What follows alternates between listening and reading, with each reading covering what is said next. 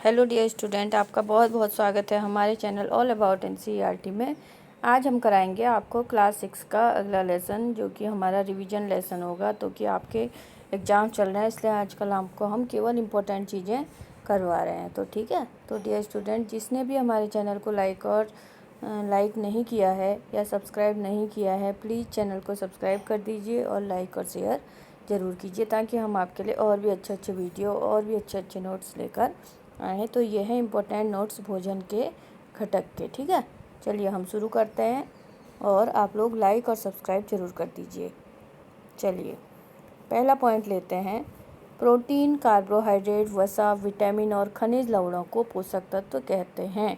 तो आपसे क्वेश्चन क्या पूछा जाएगा कि पोषक तत्व किसे कहते हैं? तो आपका जवाब होगा प्रोटीन, कार्बोहाइड्रेट, वसा, विटामिन और खनिज लवणों को पोषक तत्व कहते हैं। ठीक है।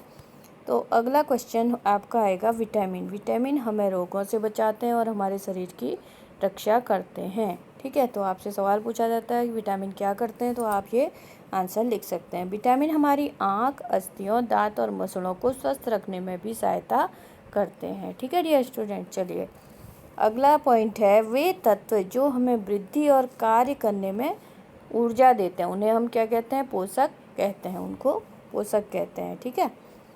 प्रोटीन शरीर की वृद्धि करने में मदद करते हैं और घायल ऊतकों की मरम्मत का कार्य करते हैं। तो प्रोटीन का क्या कार्य है? हमारे शरीर की वृद्धि करते हैं और घायल ऊतकों की मरम्मत का कार्य करते हैं। वसा और कार्बोहाइड्रेट्स हमें क्या देते हैं? ऊर्जा प्रदान करते हैं। तो आपसे क्वेश्चन पूछा जा सकता है कि वसा और कार्बोहाइड्रेट क्या करते हैं?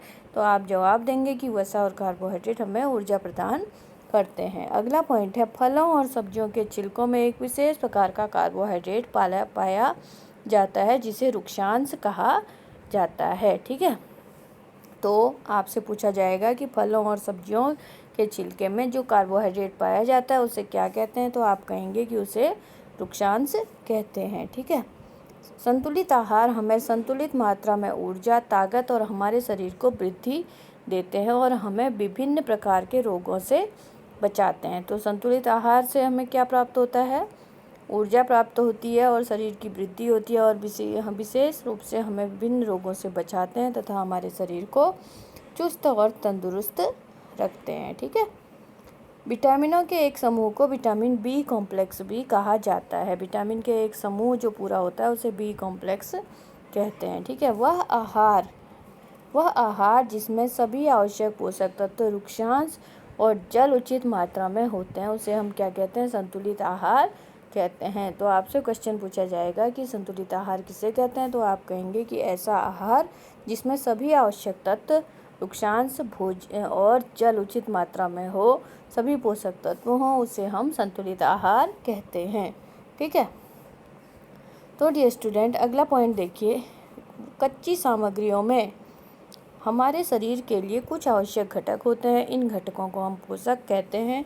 मुख्य पोषक क्या हैं? कार्बोहाइड्रेट हैं, प्रोटीन, वसा, विटामिन तथा खनिज लवण हैं। हमारे भोजन में पाए जाने वाले मुख्य कार्बोहाइड्रेट्स मंड तथा शर्करा के रूप में होते हैं।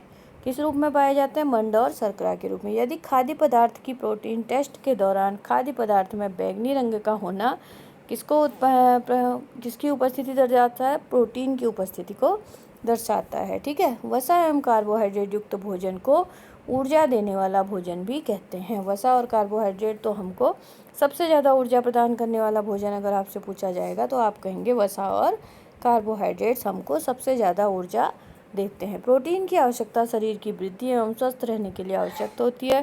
प्रोटीन युक्त भोजन को क्या कहते हैं? हम शरीर वर्धक भोजन भी कहते हैं। प्रोटीन युक्त भोजन जो होता है उसे हम शरीर वर्धक भोजन भी कहते हैं। ठीक है। विटामिन्स कई प्रकार के होते हैं, जिन्हें अलग अलग नामों से जाना जाता है, जैसे ए, बी, सी, डी, ई और विटामिन के आदि। ठीक है। हमारे शरीर को सभी प्रकार के विटामिनों की थोड़ी थोड़ी मात्रा में आवश्यकता होती है। विटामिन ए आपसे पूछा जाएगा विटामिन ए क्या करता है? तो ये क्या आँखों को स्वस्थ रखता है। विटामिन सी क्या होता है? बहुत से रोगों में लड़ने में मदद करता है।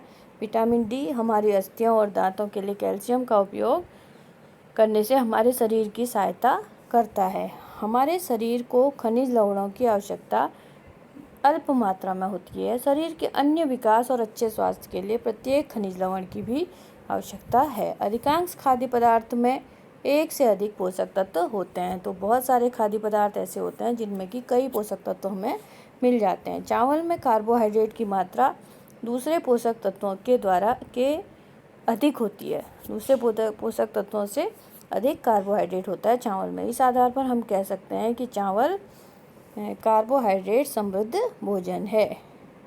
ठीक है।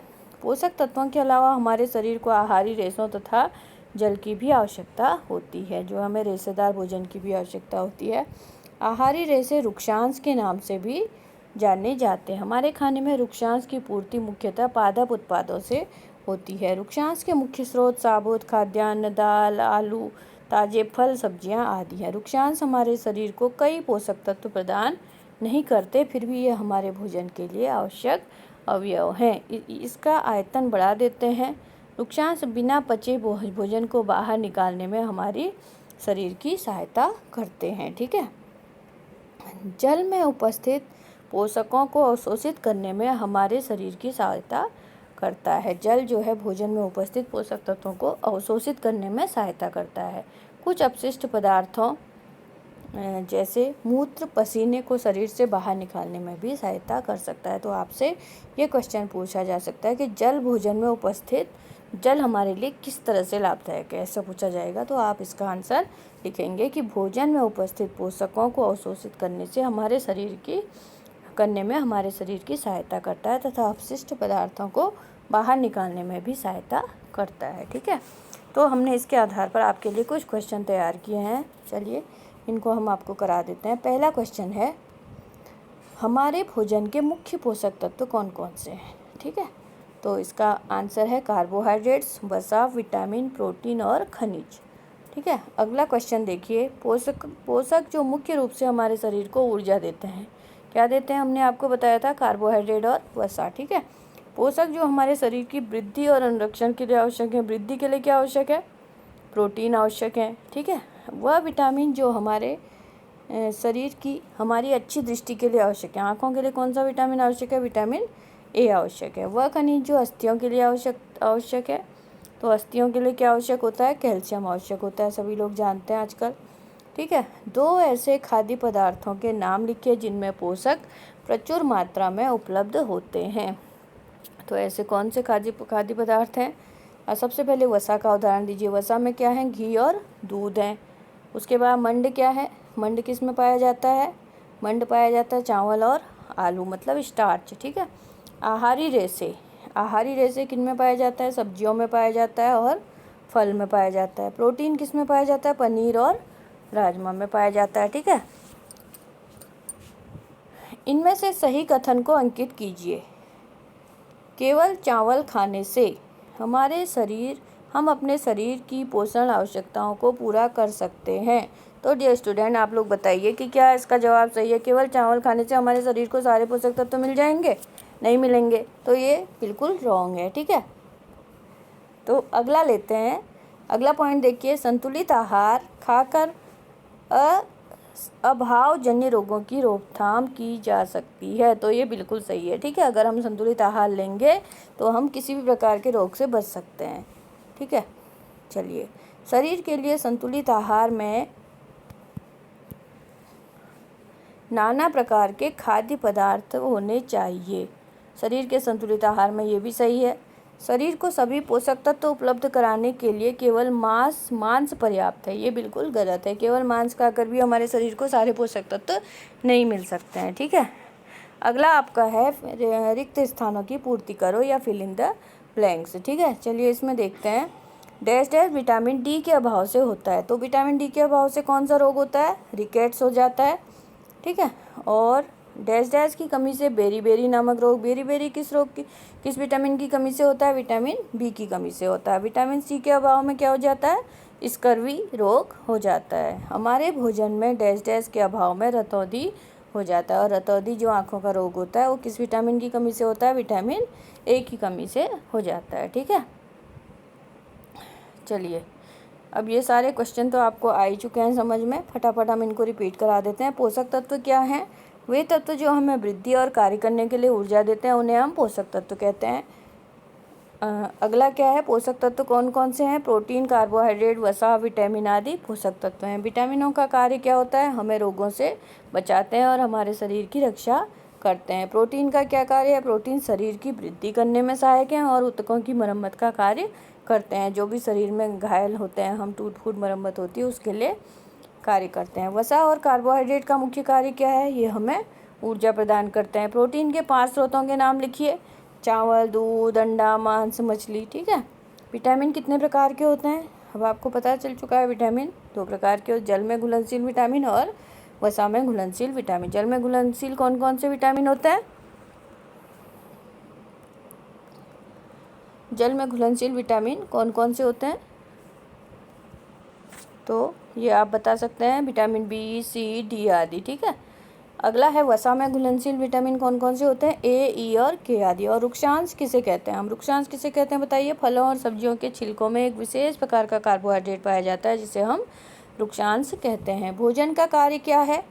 भोजन का क्या कार्य है? भोजन हमें पोषक तत्व देते हैं जिससे हमें ऊर्जा और ताकत मिलती है। इससे हमारे शरीर की वृद्धि होती है और विभिन्न रोगों से हम बचते हैं। ठीक है। हमें संतुलित आहार की आवश्यकता क्यों होती है? संतुलित आहार हमें संतुलित मात्रा में ऊर्जा, ताकत और हमारे शरीर की को वृद्धि देते हैं और हमें विभिन्न रोगों से हमारे शरीर को चुस्त और तंदुरुस्त रखते हैं। ठीक है। अगला क्वेश्चन है, तुम अपने भोजन में उपस्थित मांड की जांच कैसे करोगे? हम भोजन के कुछ नमूना कच्ची सामग्री लेंगे, इसमें आयोडीन की मात्रा डालेंगे। यदि यह काला नीला हो जाता है तो यह दर्शाता है कि इसमें स्टार्च है या मांड है। ठीक है। चलिए, विटामिन कितने प्रकार के होते हैं ये तो आपको पता चल ही चुका है। विटामिन बी कॉम्प्लेक्स क्या होता है ये भी आपको पता चल चुका है कि विटामिनों का समूह जो है विटामिन बी कॉम्प्लेक्स कहलाता है। ठीक है। कौन सा विटामिन हमें सूर्य से प्राप्त होता है? तो विटामिन डी हमें सूर्य से प्राप्त होता है। ये भी इम्पोर्टेंट क्वेश्चन है जो आपके एग्जाम में पूछा जा सकता है। रुक्षांश या रेशेदार भोजन क्या होता है? रुक्षांश एक ऐसा भोजन रेशा है जो हमारे शरीर में मुख्यतः पादप उत्पादों से प्राप्त होता है। रुक्षांश के मुख्य 5 स्रोतों के नाम लिखिए। सभी अनाज, दाल, आलू, ताज़ा फल आदि इसके स्रोत हैं। ठीक है। हमारे भोजन में रुक्षांश लेने के क्या फ़ायदे हैं? ये भी मोस्ट इम्पोर्टेंट क्वेश्चन है। तो यह भोजन का एक आवश्यक घटक है। हमारे शरीर को अपाचित भोजन से छुटकारा दिलाता है और कब्ज हटाने में भी मदद करता है। ठीक है। हमारे शरीर को जल की आवश्यकता क्यों होती है? ये भी मैंने आपको अभी समझाया था अच्छी तरह।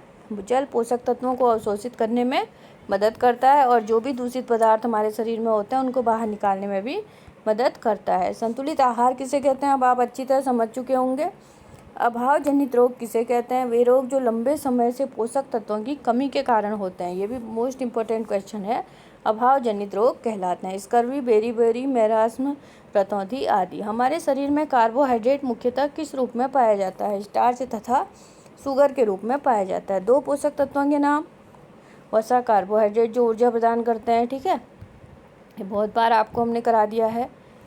वसा और कार्बोहाइड्रेट में कौन सा पोषक तत्व हमें ज़्यादा ऊर्जा देता है? तो वसा ज़्यादा देता है।